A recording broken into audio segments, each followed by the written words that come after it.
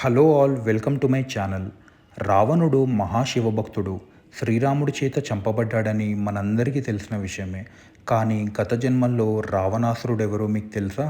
ఈ వీడియోలో తెలుసుకుందాం. ఒకప్పుడు వైకుంఠానికి బ్రహ్మ మానసపుత్రులైన నలుగురు కుమారులు శ్రీ మహావిష్ణువు దర్శనం కోసం వస్తారు.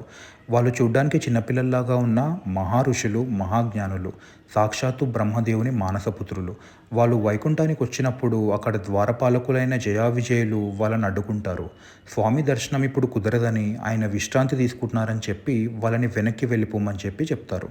అప్పుడు ఆ నలుగురు కుమారులు శ్రీ మహావిష్ణువు తమ భక్తులకు ఎల్లప్పుడూ అందుబాటులో ఉంటారని, మీరు కావాలని మమ్మల్ని దర్శనం చేసుకొని ఇవ్వడం లేదని చెప్పి వారికి ఒక శాపం ఇస్తారు.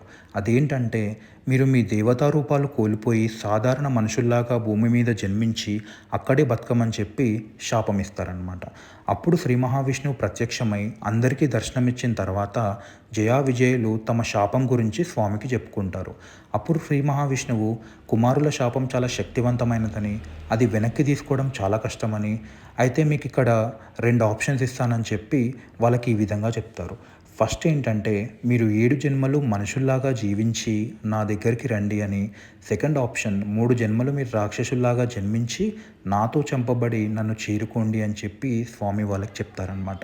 వాళ్ళు ఏమంటారంటే, 7 జన్మలు మిమ్మల్ని వదిలి మేము ఉండడం కష్టం కనుక 3 జన్మలు మేము రాక్షసుల్లాగా జన్మించి మీ దగ్గరకు వస్తాం స్వామి అంటారు.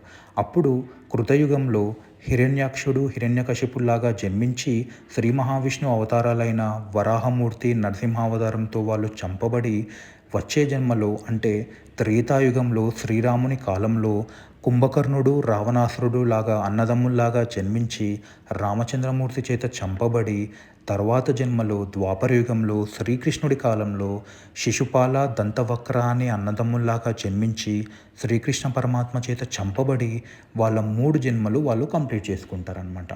ఈ విధంగా రావణాసురుడు రామాయణ కాలం ముందు హిరణ్యాక్షుడిలాగా జన్మించి తర్వాత కాలంలో శిశుపాలుల్లాగా జన్మించి ఈ 3 జన్మలు రాక్షస జన్మల్లో శ్రీ మహావిష్ణువు చేత చంపబడి మళ్ళీ తిరిగి ద్వారపాలకుల్లాగా వైకుంఠానికి చేరుకుంటారనమాట. ఇది ఫ్రెండ్స్, రావణాసురుడి యొక్క గత జన్మ రహస్యం. Thanks for watching and please to subscribe.